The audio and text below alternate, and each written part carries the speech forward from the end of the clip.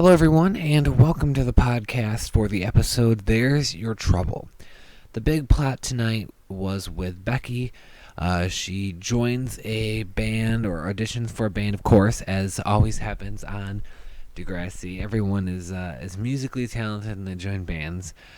We are introduced to a new character, Jonah, who, he's in the band, of course, and we find out that he's religious, and there could be something happening between him and Becky in the future.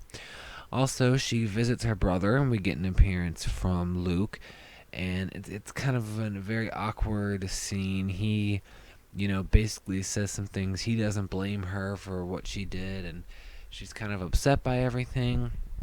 It was nice to see Luke again, and I like that they're still following up on that plot. I thought that Becky's mom seemed to be a bit too, friendly or forgiving. I really wanted her to hate on Becky. I thought it would have been an interesting plot to sort of throw Becky out of the family per se, and that's where I kind of thought it was going to go. But it seems like Becky's mom is all happy and cheery and friendly, and so not my most favorite in the plot, but it is what it is. Also in the episode, Zoe, and she reveals that Frankie has not been sending nudes to people, and Zoe manipulates the girls into continuing to send nudes by showing them what the money ends up buying, and we know this is all going to backfire and turn into a big disaster down the line.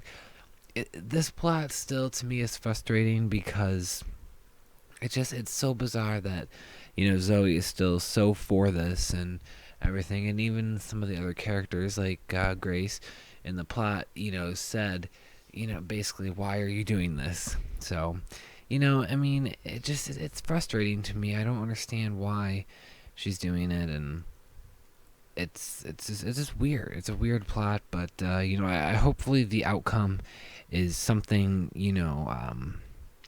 worthwhile, I guess.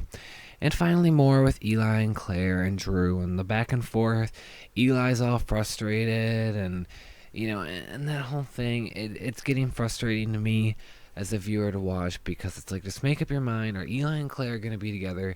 What's going to happen with Drew? Let's just resolve this and just sort of move on. It's kind of interesting, but I'm just getting a bit, fed up with it, I guess. I don't know. But the one thing in this episode I did like was, of course, the brief return of Spinner, a classic character, and I totally caught his name in the credits, and I was excited. And I liked how, they didn't really promote it, and it was pretty low-key.